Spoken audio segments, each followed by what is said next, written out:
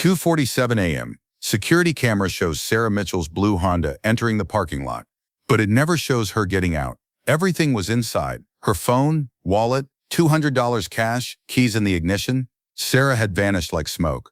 But three things didn't interest the police. A message Sarah posted 72 hours before disappearing. "Someone's watching me." A white van a homeless man saw. And the strangest part, Sarah's Instagram account showed active 3 times after she vanished. 5 years later, when David Harrington opened this file, the truth he found would shake everyone. Because Sarah never actually disappeared. Everyone was just looking in the wrong place. Riverside City, a mid-sized American town wrapped in its usual rainy gray atmosphere. November 2019. In the downtown district, Rosie's Diner, a nostalgic American restaurant from the 1970s, stayed open until 2 a.m. every night. The night shift waitresses typically served truckers, office workers burning the midnight oil, and the occasional late-night wanderers. Sarah Elizabeth Mitchell was 28 years old. With her brown hair, green eyes, and friendly demeanor, she was the customer's favorite waitress. She had a psychology degree from Riverside State University, but student loan debt kept her working at Rosie's Diner.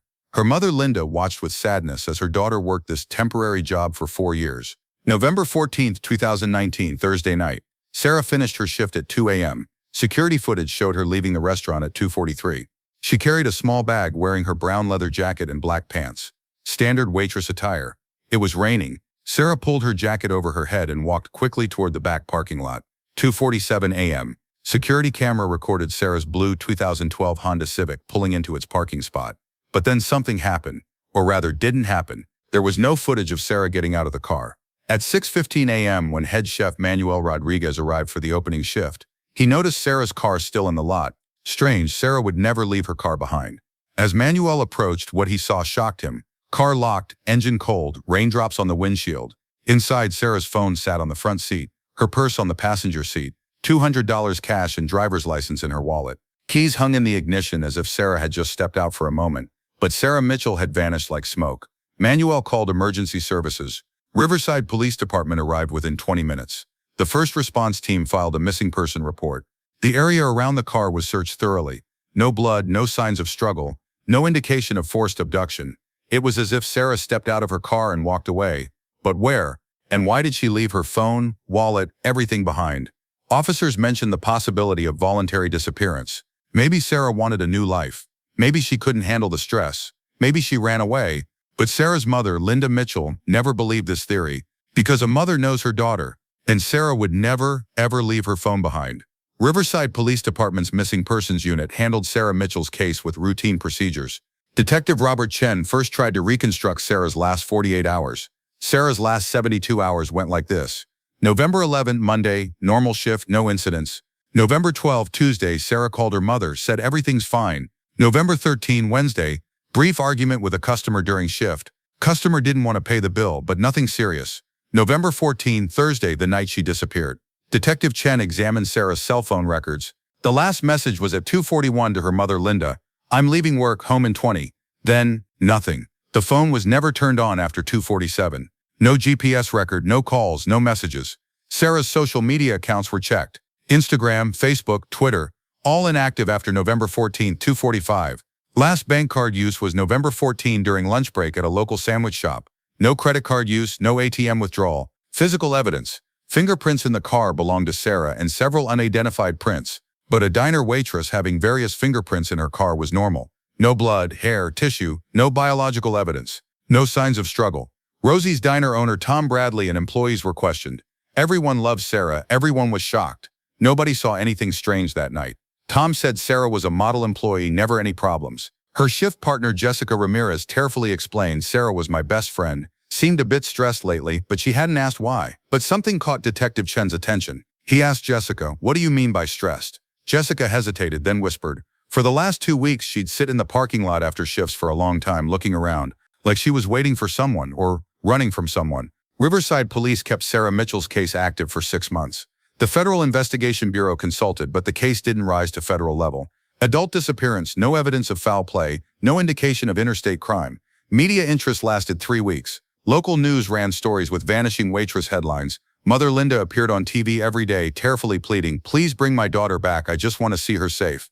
But no concrete leads came in. Early 2020, Riverside Police moved the case to cold case status. Detective Chen retired. The file was archived. Sarah's mother, Linda, didn't give up. She called police every day, posted Sarah's photos on Facebook every day. But as years passed, hope faded. By 2024, Sarah Mitchell was a forgotten name in Riverside City. Until David Harrington opened this file. David Michael Harrington, 47 years old, was an experienced former federal agent with 24 years of experience. Having established himself as an independent investigator, he founded his own true crime investigation team, Dark Case Files. In January 2024, while reviewing cold cases in Riverside City, he came across Sarah Mitchell's file. At first reading, it looked like a routine voluntary disappearance case. But David was a careful investigator. Details started catching his attention. First detail, security camera gap. Sarah enters the parking lot at 2:47 but never appears getting out of the car. David studied camera angles. Yes, there was a blind spot, but very small. Sarah getting out of the car and walking out of view should have taken 4 to 5 seconds, but she never appears in the next 10 minutes. Second detail, the phone. Sarah's iPhone 8 was left in the car. David reviewed Sarah's phone usage history. Sarah used her phone an average of 6 hours daily, minus Instagram, messaging, music. Would such a person leave their phone behind? Never. Third detail, timing. 72 hours before disappearing, Sarah posted a message on an online women's forum called Safe Space. I think someone's watching me. Same car 3 nights in a row. White sedan, tinted windows. Parks across from the diner. Should I be worried? Nobody took that message seriously. Responses like probably nothing. Call the police if you feel unsafe. The police investigation never detected this message because nobody checked Sarah's online forums. David called Elena Cortez from his team. Elena, 29 years old, investigative journalist, expert in digital footprint tracking. Elena began examining Sarah's digital history, and what she found shocked everyone. Sarah's Instagram account showed active after she disappeared. November 15, 2018 and 22, 2019, 3 times. Viewed stories, marked some messages as read, but never replied, never posted. What if Sarah didn't run away? What if Sarah's phone wasn't with her? What if someone was controlling Sarah's digital life? To prevent them from finding her, David called Jackson Jake Morrison, his team's street smart member. Jake, 52, worked 30 years in law enforcement, retired but still loved field work. He had no equal in finding sources on city streets. Jake's task was simple: find everyone around Rosie's Diner the night Sarah disappeared and talk.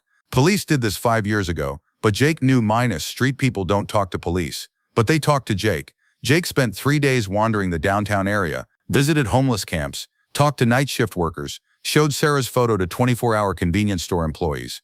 4th day, Jake met a man, Vernon Pierce, 61, former military veteran, now homeless.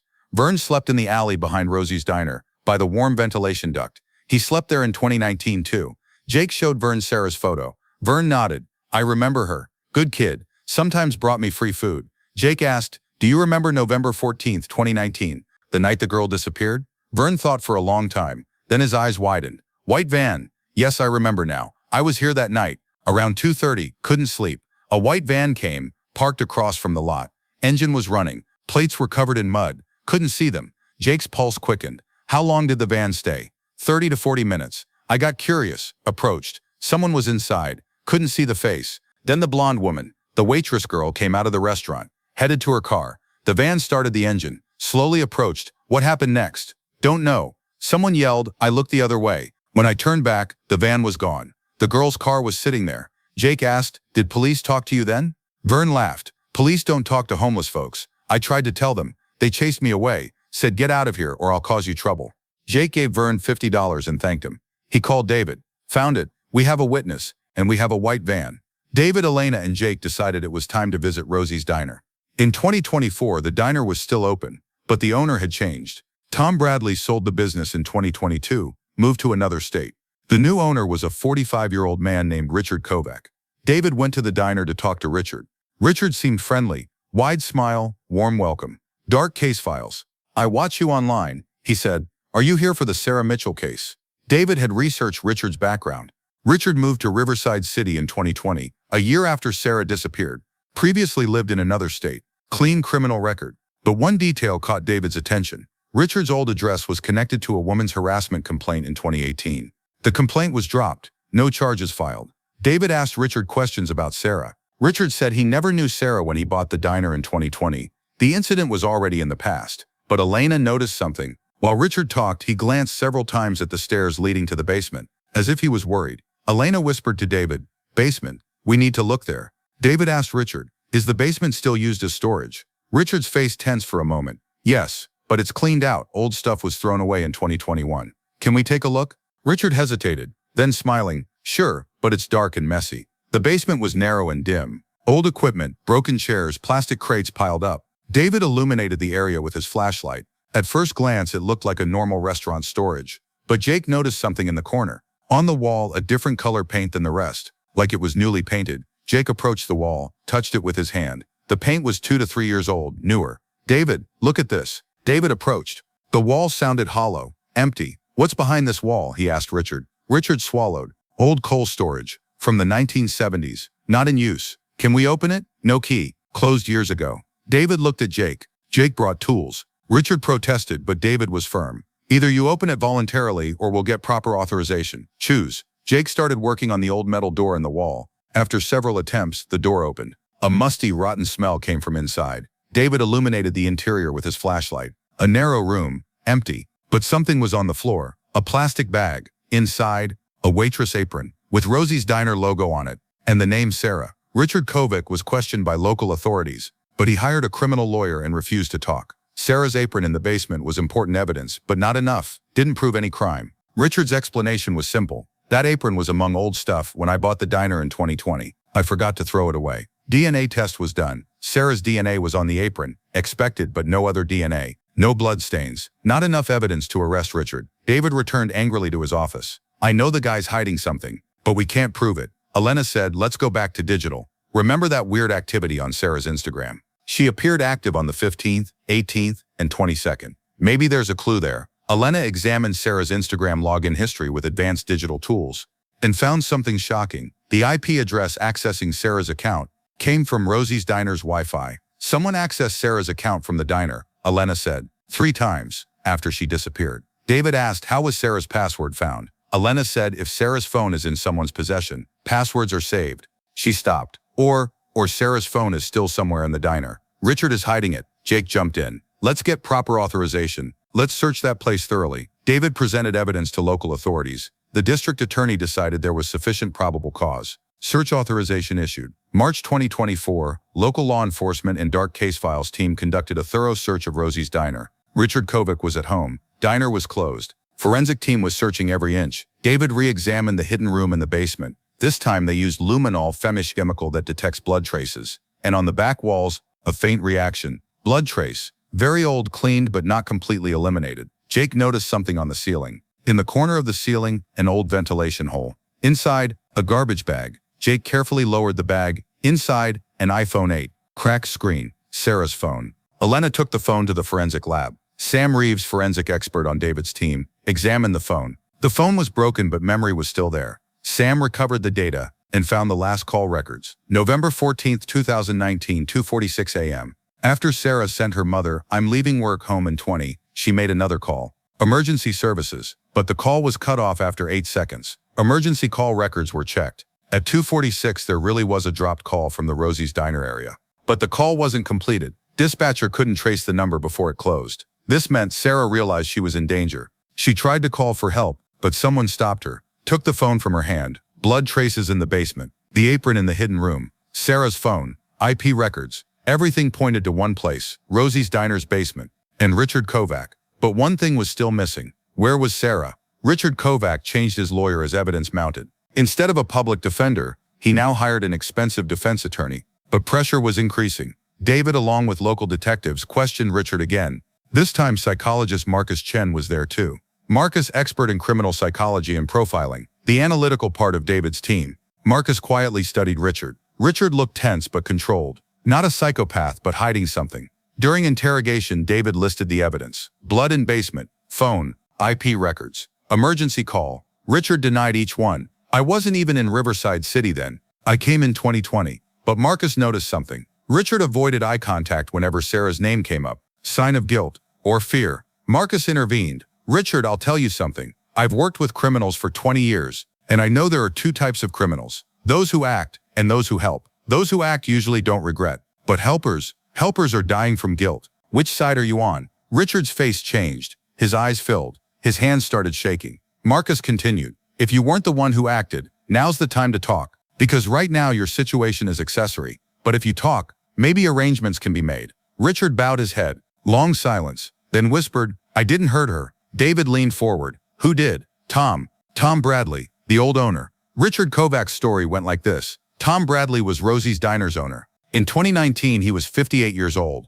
married, 2 children. On the surface, a normal businessman. But according to Richard, Tom had a dark side. Richard was Tom's old business partner. They ran another restaurant together in another state. In 2018, Tom harassed an employee. The woman filed a complaint, but Tom paid money, closed the case. Richard stayed silent then. He was complicit. In 2019, Tom decided to sell the Riverside Diner. He had financial problems. Richard was considering buying the diner, coming and going to the city to relocate there. Night of November 14, 2019, Richard happened to be at the diner. He met Tom for paperwork. They sat in the office until late. Around 2:45, Sarah finished her shift and left. Tom went outside, said, I'm going for a smoke. But when he came back 10 minutes later, his face was pale. He was breathless. What happened? Richard asked. Tom, nothing. An accident happened. The girl in the parking lot. I just wanted to talk. She ran, fell, hit her head on something, he explained quickly. When Richard went downstairs, he saw Sarah was lying on the floor, not moving,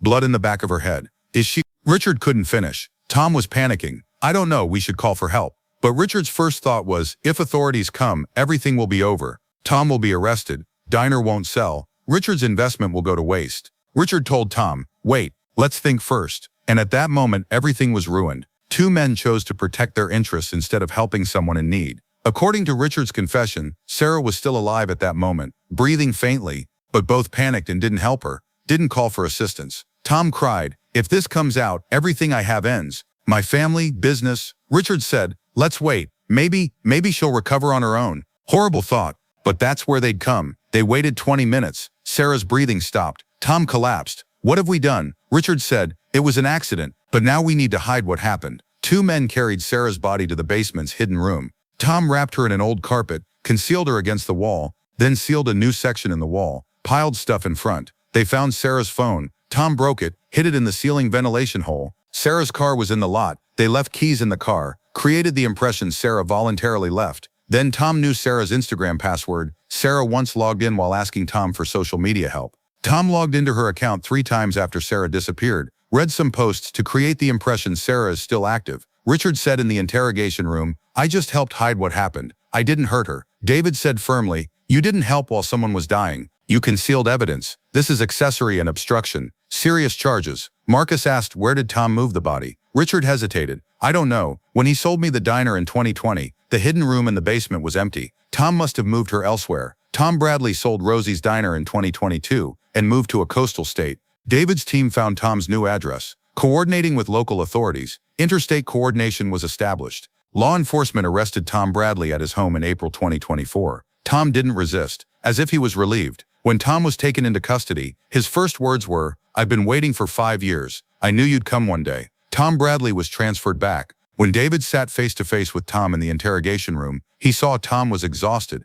remorseful, tired. David asked, where is Sarah? Tom was silent for a long time, then started crying. Wooded area outside the city. Old hiking trail. I can give exact coordinates. May 2024, David and his team went to the coordinates Tom Bradley provided. A wooded area near a river gorge, about 40 miles outside Riverside City. Forensic team and search dogs conducted thorough search. 3 days later, they found Sarah Mitchell's remains under an old oak tree. Shallow burial. Identification was made. Minus dental records matched. Sarah's mother, Linda, was notified. Linda Mitchell held a press conference. David stood beside her. Linda tearfully said, for 5 years I didn't know where my daughter was. Every night I couldn't sleep. In my dreams I saw her. Now I finally know. Sarah is home now. At peace. Those responsible face justice. I owe endless gratitude to David Harrington and his team. I thank law enforcement. But most of all, I thank everyone who never forgot Sarah, who continued to share her story. Tom Bradley and Richard Kovac's trials began in October 2024. Tom Bradley was tried for second-degree homicide,